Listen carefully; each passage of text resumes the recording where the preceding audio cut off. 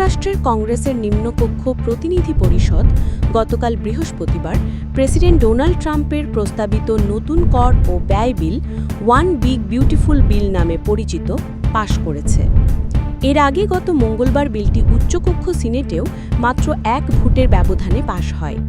বিলটির পক্ষে বিপক্ষে সমান সংখ্যক ভোট পড়ায় রিপাবলিকান সিনেট ও vice president JD Vance tie breaking vote দেন। প্রসঙ্গত, প্রতিনিধি পরিষদে 218 থেকে 214 ভোটের ব্যবধানে বিলটি পাশ হয়েছে। পরে এতে সই করেন স্পিকার মাইক জনসন। আলোচিত বিলটি কংগ্রেসে পাশ হওয়া প্রেসিডেন্ট ট্রাম্পের জন্য বড় জয় হিসেবে দেখা হচ্ছে। বিলটি নিয়ে ট্রাম্পের নিজ দলেও প্রবল বিরোধিতা ছিল। শেষ পর্যন্ত বিলটি পাশ হওয়ায় রিপাবলিকান পার্টির জ্যেষ্ঠ সদস্যদের ধন্যবাদ জানিয়েছেন প্রেসিডেন্ট ট্রাম্প। এখন তিনি সই করলেই বিলটি আইনি পরিণত হবে। বহুল আলোচিত এই বিলে কি আছে? ট্রাম্পের স্বাক্ষরের অপেক্ষায় থাকা বিলটির চূড়ান্ত খসড়া থেকে জেনে নেওয়া যাক মূল বিষয়গুলো। স্থায়ী হচ্ছে বড় কর ছাড়। প্রথম মেয়াদে 2017 সালে প্রেসিডেন্ট হিসেবে দায়িত্ব নেবার পর Trump tax Katz and jobs act নামের একটি আইন পাশ করেন। এটি কর হ্রাস করে এবং করদাতাদের জন্য আয়কর থেকে ছাড় বা স্ট্যান্ডার্ড ডিডাকশন বাড়ায়। যদিও এর সুবিধা উচ্চ আয়ের মানুষই বেশি পান।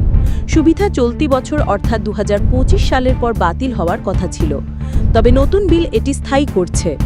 এছাড়া 2028 সাল পর্যন্ত স্ট্যান্ডার্ড ডিডাকশন আরও বাড়ানো হচ্ছে। এই ছাড় ব্যক্তি করদাতাদের জন্য $1000, পরিবার প্রধান বা হেড অফ হাউসহোল্ড হলে $1500 ও দম্পতিদের জন্য $2000। ওভারটাইম ও টিপসের ওপর কর ছাড়। এই বিলের আওতায় নতুন কিছু ক্ষেত্রে কর ছাড় যুক্ত হচ্ছে, তবে সেগুলো শুধু ট্রাম্প প্রেসিডেন্ট থাকা পর্যন্তই বহাল থাকবে। তার নির্বাচন প্রতিশ্রুতি অনুযায়ী এবার টিপস ও ওভারটাইম আয়ের ওপর কর ছাড় দেওয়া হচ্ছে। একই সঙ্গে যুক্তরাষ্ট্রে তৈরি গাড়ি কেনার জন্য নেওয়া ঋণের সুদও কর থেকে ছাড় পাবে। 65 বছরের বেশি বয়সীদের জন্য অতিরিক্ত $6000 কর ছাড় রাখা হয়েছে। তবে এমন বয়সীদের একক আয় $75,000 বেশি বা যৌথভাবে $1.5 বেশি হলে এই ছাড় প্রযোজ্য হবে না। এসব ছাড় ট্রাম্পের প্রেসিডেন্ট মেয়াদের শেষ বছর অর্থাৎ 2028 সালের শেষে উঠে যাবে। অভিবাসী বহিষ্কারে বিপুল বরাদ্দ, সীমান্তে নতুন দেওয়াল।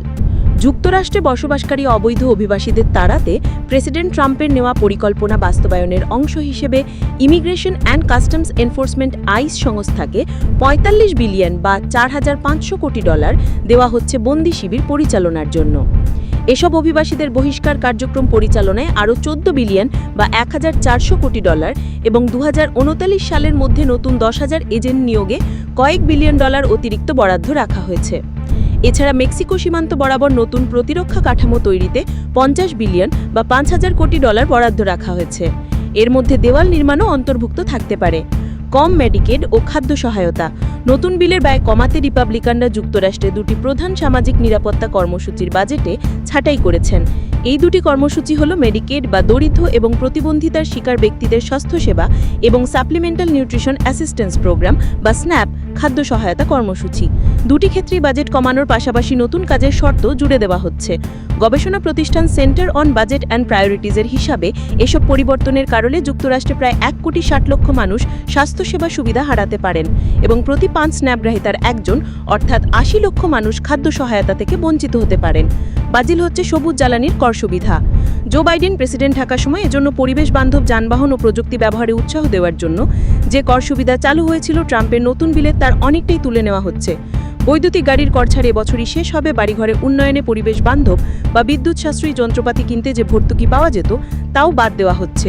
বিলের শুরুতে উইন্ড ও সোলার প্রজেক্টের উপর অতিরিক্ত কর আরোপের প্রস্তাব ছিল, কিন্তু শেষ মুহূর্তে সিনেট সদস্যরা তা বাতিল করেছেন। অঙ্গরাজ্য এবং স্থানীয় কর ছাড় বা সাল্ট। স্টেট অ্যান্ড লোকাল ট্যাক্সে কর ছাড় কতটা দেওয়া হবে তা বিলের অন্যতম বিতর্কিত বিষয়। অনেক আমেরিকানকে ফেডারেল ট্যাক্সের পাশাপাশি নিজ নিজ অঙ্গরাজ্য এবং স্থানীয় ট্যাক্সও দিতে হয়। ডেমোক্র্যাট শাসিত অঙ্গরাজ্যগুলির কয়েকজন রিপাবলিকান প্রতিনিধি সাল্টে কর ছাড়ের সীমা $10,000 থেকে $40,000 না করা পর্যন্ত বিলে নিজেদের সমর্থন দেননি। প্রতিনিধি পরিষদে এই দাবি মানা হলেও সিনেটের রিপাবলিকানরা জানিয়েছেন এটি সাময়িক ব্যবস্থা। সিনেটের পদক্ষেপ অনুযায়ী 2028 সাল পর্যন্ত সাল্টে ছাড়ের সর্বোচ্চ সীমা $40,000 থাকবে। ঋণ সীমা বাড়ছে $5 ট্রিলিয়ন। যুক্তরাষ্ট্রের সরকারি ঋণের সীমা বা ডেট লিমিট $5 ট্রিলিয়ন বাড়ানো হচ্ছে। অর্থমন্ত্রী স্কট বেসেন্ট জানিয়েছেন সরকার অগস্টের মধ্যে বর্তমান ঋণ সীমা ছাড়িয়ে যাবে এবং সময়মতো পদক্ষেপ না নিলে যুক্তরাষ্ট্র ঋণখেলাপি হবে, যা বড় ধরনের আর্থিক সংকট ডেকে আনতে পারে। ধনীদের লাভ গরিবের ক্ষতি। ইয়েল বিশ্ববিদ্যালয়ের বাজেট ল্যাবের তথ্যানুযায়ী বিলটি ধনিক শ্রেণীকে তুলনামূলক বেশি সুবিধা দিচ্ছে। নিম্ন আয়ের শ্রেণী করদাতাদের গড়ায় 3.5% কমবে। এটি হবে মূলত স্ন্যাপ ও মেডিকেট কর্মসূচিতে সুবিধা কমার কারণে। অন্যদিকে উচ্চ আয়ের মানুষের আয় 2.4% বাড়বে। তবে শেষ মুহূর্তে সিনেটে যে সমসংখ্যক আনা হবে তার উপর ভিত্তি করে এসব প্রভাব কিছুটা বদলেও যেতে পারে। বিশাল ব্যয় বোঝার বোঝা। সরকারি খরচে লাগাম টানার উপায় হিসেবে এই বিলটিকে ব্যবহার করতে চাইছেন রিপাবলিকানরা। প্রকৃতপক্ষে বিলটি আইনি পরিণত হলে 2034 সালের মধ্যে যুক্তরাষ্ট্রের বাজেট ঘাটতি 3.3 ট্রিলিয়ন বা $3,30,000 কোটি বলবে বলে হিসাব দিয়েছে কংগ্রেসের বাজেট অফিস। ঘাটতির বেশিরভাগ অংশ হবে 2017 সালের কর ছাড়কে স্থায়ী করার খরচ।